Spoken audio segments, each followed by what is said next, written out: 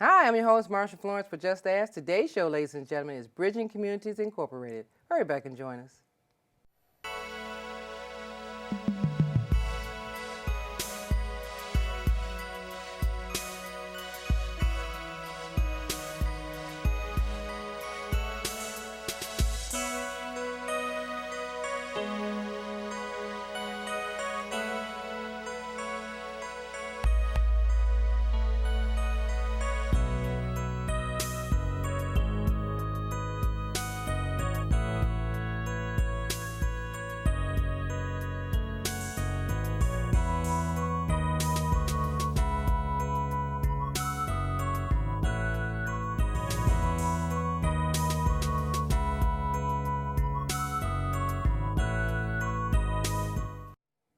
Hi, I'm your host, Marsha Florence for Just Ask. Today's show, ladies and gentlemen, is Bridging Communities Incorporated.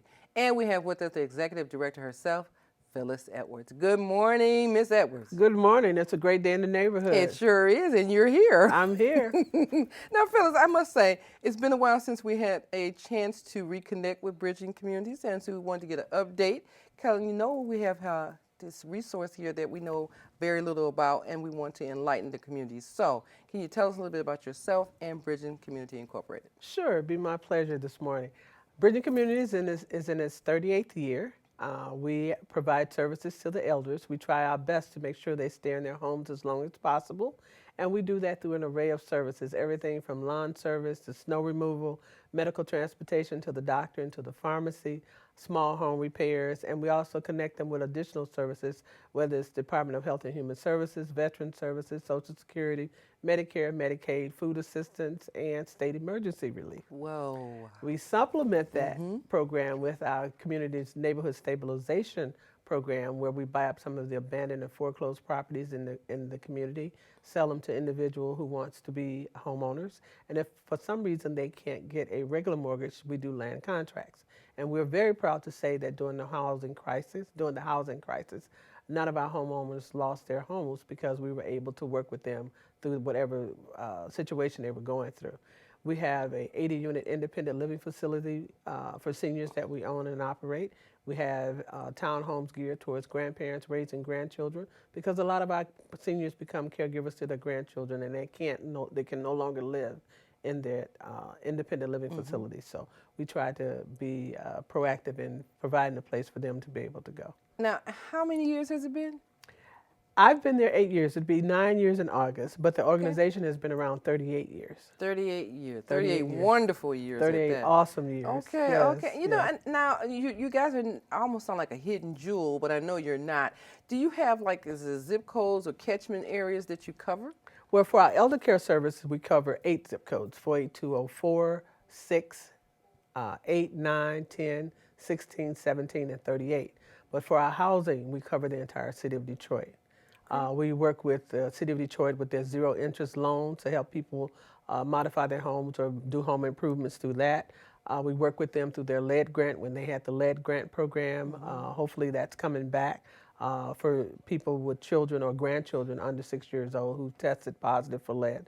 And we know in the City of Detroit that's a huge issue. Yes. We work with them with other programs that people can get grants through some of the banks and some of the other foundations to do home improvements. And we do rehab as well.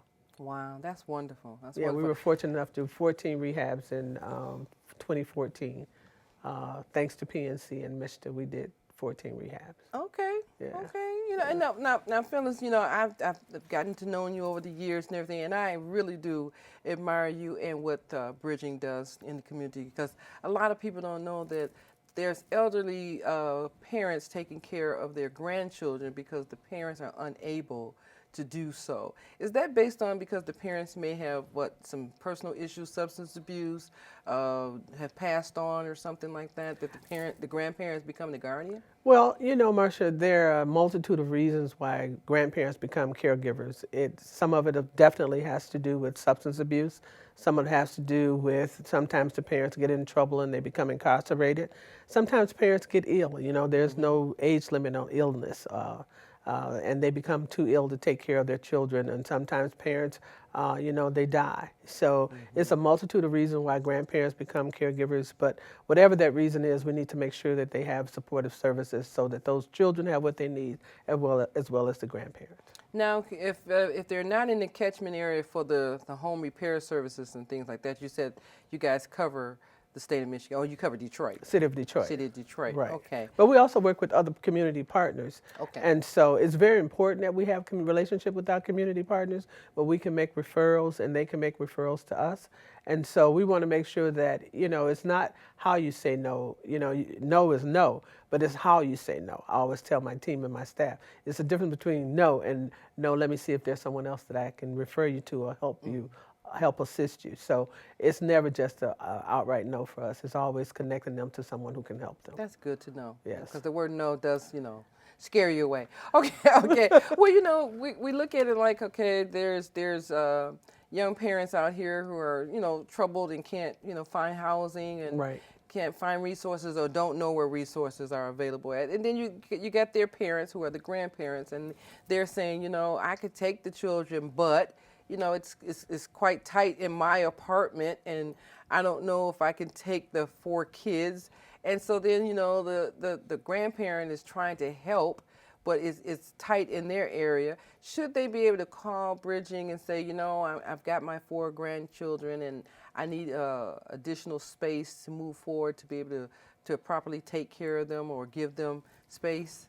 Well, they can call us, and we certainly, if we have the space available, we will try to accommodate them in one of our facilities, either the townhome or perhaps sometimes we might even know someone who's renting a home or have space available for them to occupy. But more importantly, it's important that we find some resources to keep those families together. Children should be with their parents. And so whatever the reason is that parent can't keep the child, if there's something we can do to assist them, we do that first, as opposed to moving them in with the grandparents. Now, is there a waiting list for you guys? There's always a waiting list. Of course. There's always a waiting list. Especially in the city of Detroit right now, we have a lot of individuals who are in need of affordable housing, and affordable housing in the city of Detroit is becoming more and more scarce. But I must say that the city is working diligently on that issue and trying to accommodate people as it relates to affordable housing, but we have a long way to go in doing that. Yeah. Well, what, Phyllis, I tell you, what you're doing is great. So today the people will know that Bridging Community is out there to assist them in some of their needs. And on that note, we're going to take a commercial break. We'll be right back. Until all our daughters are safe. Until all our children have families. Until all our families have homes. Until all our parents are cared for. We'll be here.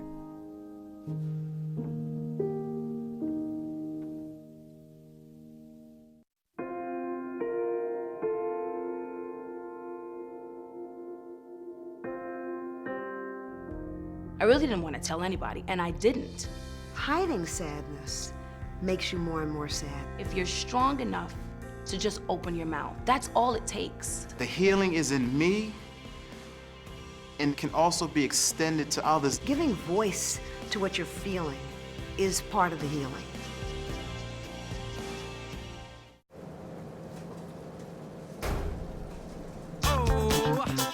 Movement.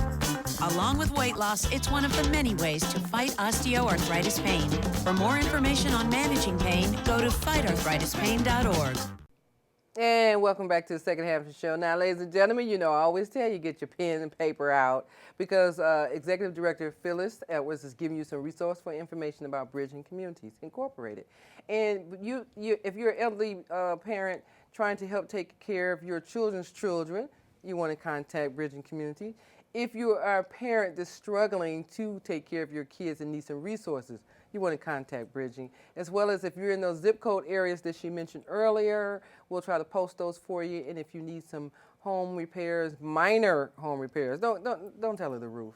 Okay, be considered like it might be the door. You know, it could be the porch. And you know, they'll tell you. But if you need some resources, why not call Bridging Community and ask Phyllis Edwards' wonderful staff what kind of assistance can you get from Bridging, as well as let them know what the issue is first and foremost. Now, Phyllis, I need to know.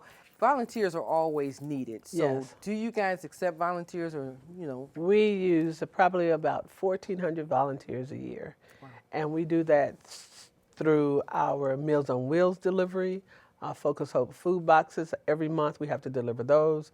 We also deliver holiday remembrances at Christmas, Thanksgiving, Easter, Valentine's Day, and Sweetest Day. To our homebound seniors so that they know that someone is thinking about them. So we deliver Valentine candy on Valentine's, cookies for Sweetest Day, lilies for Easter, and poinsettias for Christmas, as well as fruits and vegetables for Thanksgiving. So we need volunteers for that, volunteers for our cleanups. We try to clean up the community. So we have community cleanups, remove blight and debris. So we use quite a few volunteers to That's repair, do home repairs. Volunteers do some of our small home repairs. Okay. So yes. So you need to give out that number because somebody's saying, I come. What's that number? 313-361-6377. Okay, and you got a website? www.bridgingcommunities.org. Okay, all right. Thank you. Somebody's saying, you know what, I'm retired now. I would love to volunteer and help out in repairing some, you know, elderly person's home. And that's a wonderful thing, you know. And Yes. I always think that, I don't know what happened to wood shop in school for young men and home ec for young women, but Right. I would think we would, you know, try to reinvent the wheel and bring it back to help our youth become more advanced in skilled trades such as, you know, home repair and cooking and stuff. And We give away 2 scholarships a year to young people who have a connection with seniors and understand senior needs and actually doing community service. But I was just going to mention too, one of the other things we need volunteers for is medical transportation to take our seniors to the doctor and to the pharmacy. So there's plenty of volunteer opportunities at Bridging Communities. It makes you feel good. It's a good feel-good organization. It's all about families, and everyone who comes is a part of the family. Okay. Did you hear that, people? Okay. Now, what did you guys just got recognized for something? So what was that? Well, I should say you got recognized, but Bridging was there. So what was that? It was both. Okay. 2 things. So I'll start with 2018. We ended the year as the 2018 Community Development Organization of the Year because of the work we had did around housing and the senior rehab to our senior living facility. So that was in 2018. And 2019 started off with a bang. I received the Spirit of Detroit Award from Councilwoman Raquel Lopez, and Bridging Communities and I both received a resolution from City Council President Brenda Jones, Bridging Communities for its 38 years of providing services to seniors, and myself for leadership and social justice. Wow, that is beautiful. Yeah, and we're Okay. receiving an award in August the 21st from Elder Law of Michigan, the Joe D. Sutton Award, for our work that we've done for seniors in the community in the city of Detroit. So we're being recognized for the work that we've done. It's amazing. Oh yeah. Well, you know, you guys do great work, Phyllis. You know, you really do, and I enjoy having you here every time you come. Okay, Thank you, so thank really, you. and I want our viewers to know that you should, ladies and gentlemen, pay attention. I mean, get the resources. You know someone, and whether it's a family member, or a friend, or a neighbor, someone's in need of some resources. And Bridging Community has a lot. And like Phyllis said earlier, even if they can't directly help you, they will connect you with an agency or a resource that can. And that's another important issue too, that don't feel like, you know, she said the word no doesn't mean no, it means what? It means that we're going to connect you with something. That's right. Okay, so we just want to make sure you got an idea that don't always think that every no is no, okay? Some no's means that we may not have it, but our partners have it, and that's what you want to do is find out. And because a lot of people feel like, well, it's not my catchment area. You didn't name my zip code, so I probably can't use the services. Right. But one of the things that's important is that as it relates to our housing program, especially for our seniors, a lot of seniors don't know that they're exempt from property taxes. And so a lot of our seniors during the housing crisis lost their homes as a result of that. A lot of them right now are suffering because they're trying to catch up with those property taxes call Bridging Communities and let us see if you're eligible for property tax exemption so you don't lose your home. Yeah, and that's important. A lot of people don't know anything about exemption because there is a guideline that tells you what your income level is to make you eligible or to find out if you're eligible. And in Wayne County is very low, and Oakland County is somewhat high. But the difference is if you don't know what you're looking for, you say, oh, I know I got to pay my taxes, and you don't realize you may be at that low income level that even if you don't get a full exemption, you can get a partial. Exactly. But you will never know if you don't call and find out. You get there, right? So call us and find out. Even if you're not a senior, if you're low income, we help with that too. So all they gotta do is just ask. Just ask. Okay. Hey, just say that. Okay. That's a good one though. Just ask. You know, the Bible said people perish for lack of knowledge. So that is so true. Yes. That is so true. Thank you, Phyllis. So I don't want anybody perishing. No, I really don't. I really don't. you know, and you know what? Now I attended one of your events over the Christmas holiday. I believe that's what it was. Spirit of the New Year. Yes. It was such a nice event, and I noticed that you had a lot of youth involvement in your organization. So now, do the youth actually spend a lot of time with the parents or the seniors in the community, or what do your youth usually be involved in? Our youth, we promote an intergenerational culture at Bridging Communities because we believe that what impacts someone 8 years old can also impact someone 80 years old. So whether we're talking about caregiving, nutrition, education, mobility, transportation, nutrition, all of that impacts us along the spectrum of life. But people oftentimes want to piecemeal that out. So our youth are involved year-round. We don't just pick them up in the summer and drop them in September. They're involved year-round in activities in the community, providing community service, doing deliveries, some of the deliveries. They actually put on our Movies on the Green. It's an outdoor series that we do in the summer in July and August, twice in July and twice in August.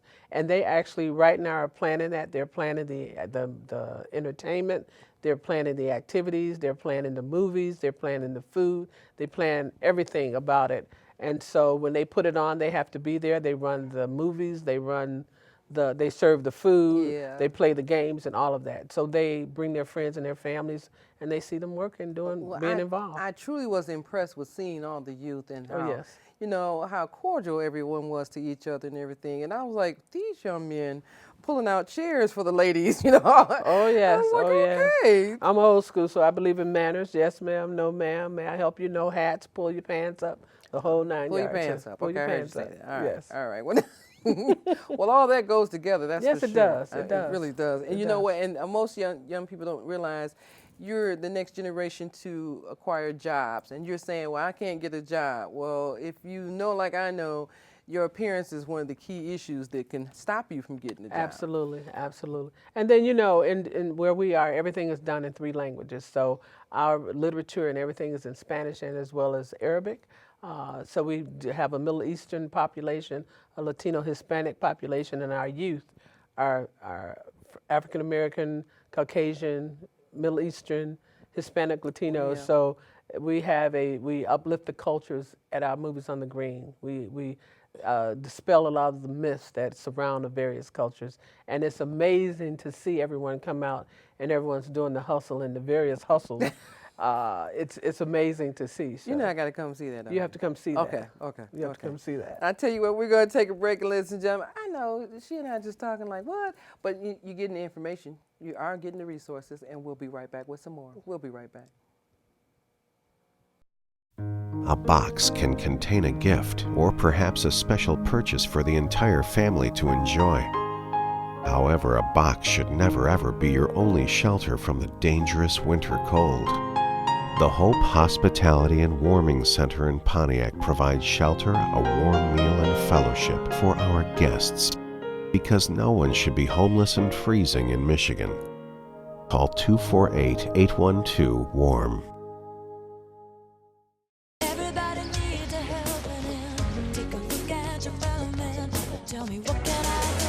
Courtesy. Pass it on from the Foundation for a Better Life. And welcome back to the last half of the show. Now, ladies and gentlemen, you know you want to contact Phyllis Edwards of Bridging Community. I'm going to give you the number. Well, she's going to give you the number again. But if you don't get the number, you know, you can call 1-800-323-5336, 1-800-323-5336, or Facebook, or, you know, I say Facebook, really is email Marsha, okay? Marsha at Just Ask Talk Show, Twitter, hashtag Marsha, things of that nature. If you have a question for Phyllis Edwards, as well as, you know, you want to do some volunteer work for Bridging Community. But Phyllis, can you give us that phone number and email again? That's 313-361-6377. The email is cut a little long. It's BCI, B as in boy, C as in cat, I as in igloo, general, @bridgingcommunities.org. Okay, BC. Okay, well, we'll have that at the bottom of the screen so you guys can get that. But I wanted to ask you about this brochure here. I know this is the Bridging Communities brochure. So can a person get this in the mail? Yes, you can just call us. We'll send that to you in the mail. We'll be happy to send that to you. It lists all of the various programs that we have, and it also tells you whether you might be eligible for or what zip codes we cover. It tells you about the various programs. So yes, and what we can help you do, and how you can get involved. Actually. Okay. Okay. Now this is a good one. When you said it gives out the zip codes and the resources of what's available. Yes. Okay. All right. So ladies and gentlemen, now remember this. Now you're gonna want one of these in the mail. You know, you call Bridging Communities and ask them, can you send me one of those brochures? Okay. So that's fine. That's a great one. Okay. Now, what is the Time Bank? The Time Bank is a skills and service exchange program. Most of our volunteers and all of our clients are enrolled in that. And what it is everybody's time is the same. So you don't deal directly with each person. It's not a bartering system, but everybody's an hour is an hour. So whether you're 8 years old or you're 80 years old, you donate your hour, your time, and you can get services returned to you.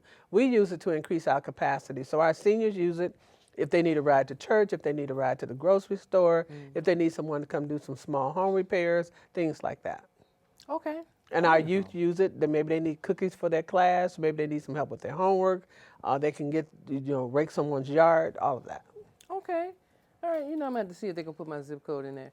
Okay. So, okay. Now, this one here. The McGraw Resource Stop. Yes. That's the organizations that I mentioned earlier. We all came together to improve the neighborhood within a 1 mile radius, but we've expanded it. They meet once a month, and they right now they did a park, Bennett Park. They restored Bennett Park, and now we're working to restore Dingaman Park.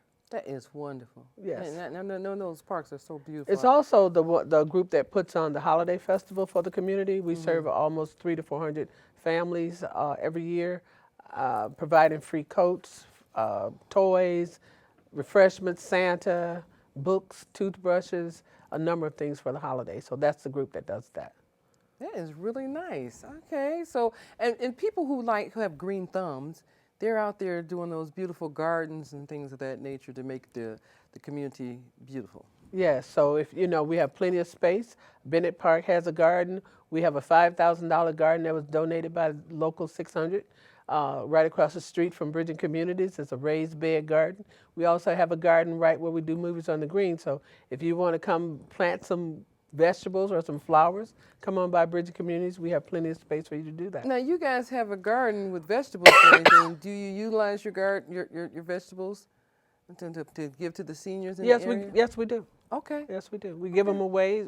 As a matter of fact, our stage sometimes serves as a farm stand. So yes, we do. You guys are well versed, I'm telling you. So, and you're a role model for the city of Detroit in reference to one of the catalysts for community services. Well, thank you. And I think it's really nice to know that people can come to you and get the resources, and if not, utilize your services, utilize your partnership services. But that's a good thing. We try to be community oriented, and we listen to the community. We hear what they want, and we try to provide those services or partner with other agencies to ensure that we do a collaboration to make that happen. So Phyllis, when you guys have these beautiful gardens, do you actually utilize the vegetables for your seniors in your area? Yes, we do. We give them away, and also our stage sometimes serves as the farm stand. So, okay. Yes. Oh, that's wonderful. So the seniors, I know they're impressed to know that they got fresh vegetables coming from the nearby garden. It's important because, a lot of our seniors used to have gardens, so for them to be able to come and get fresh vegetables is important to them. And to have the young folks involved and, They're learning about gardening because they don't know. So our seniors come and teach them about garden weeding, tilting the soil, how important it is, planting seeds, and they're in an instant society, so they want things to pop up right away. So you'd be surprised that they didn't even know what some vegetables were. They eat them, but they didn't know they came from the ground. They just thought they came from Kroger's and Myers. Oh yeah, I remember. I didn't know where a potato came from. So yeah, I can understand that. But with the involvement of the elderly and the children coming together, just that alone is exciting for a young person to be intrigued by, to learn something from an elderly person, especially in gardening. It is, because right now we have a lot of young grandparents who don't, we don't have the big mamas and the nanas that we grew up with. So it's important that they have that relationship, and just to hear some of the stories and meet some people who've actually done things like walk with Dr. King, or some people who have lived through some of the things that they read about or heard about that they really don't believe is true. But then they meet someone who actually can show them pictures and talk about it. Because that's a lot of things that we do as well. We have oral histories. And so the seniors talk to the young people about things, events. That's beautiful. Yeah. I'm always taken by. And then the young people also help our seniors with technology. So we have to teach them how to use their phones, how to use computers and things like that. So they're always surprised at what their phones can do, even the flip phones. Let me ask you this, and this is more like on the personal note, but if you woke up tomorrow, if you had a dream in reference to a community, what would your dream be? It would be a community that I actually grew up in when I was living in Memphis as a child, where you had your neighborhood grocery stores and everyone knew everyone and looked out for each other. You had your parks. It was safe. You didn't have to worry about your children being outside. Everybody lived in decent housing. Everybody had health care. It would be just a place where it was a great place just to be every day, because you had family, you had friends, people looked out for each other. There was, when people were low on their rent, I remember having rent parties so they could pay their rent or pay their mortgage. You gave somebody a ride to the store. People didn't have to tell you, they were in need. You knew they were in need, so you didn't wait for them to ask you for stuff. You just took it to them. So that kind of community where everything was local. You went to your local church. You supported your local grocery stores. You supported, the doctors wasn't far away, and neighbors actually looked out for each other. So that's what makes it a great place, great day in the neighborhood. This makes it a great day in the neighborhood. Great day in the neighborhood. A great day in the neighborhood. Well, Phyllis, I'm going to be honest. I think that Bridging is one of those organizations that try to bring back your dream of the time in Memphis, as close to it as possible, even with the modern day technology. Just like you said, housing, the togetherness with the elderly and the disabled or the children, and all that coming together is what I believe Bridging has brought to the state of Michigan or to the city of Detroit. Well, we're trying very hard to make that happen. We want communities to be where people feel like they really want, not only for people living there now, but for generations to come. Okay, let's give out that website and phone number one more time. www.bridgingcommunities.org, 313-361-6377. All right. Well, ladies and gentlemen, I am always at awe when my guests come and tell you some resourceful information about what their agency does and how you can benefit from their resources. So definitely you want to give Bridging a call or give us a call, 1-800-323-5336, 1-800-323-5336. You know the rest, Twitter, hashtag Marsha, Marsha at Just Ask Tasha. Any way that you want to communicate with me to get to one of our guests, such as Phyllis Edwards, feel free to do so and we will respond. I'm your host, Marsha Florence with Just Ask, and what do I always say? If you know a person with a disability or if you just have a general question, don't be afraid to ask. Just Ask. I'm your host. Thank you.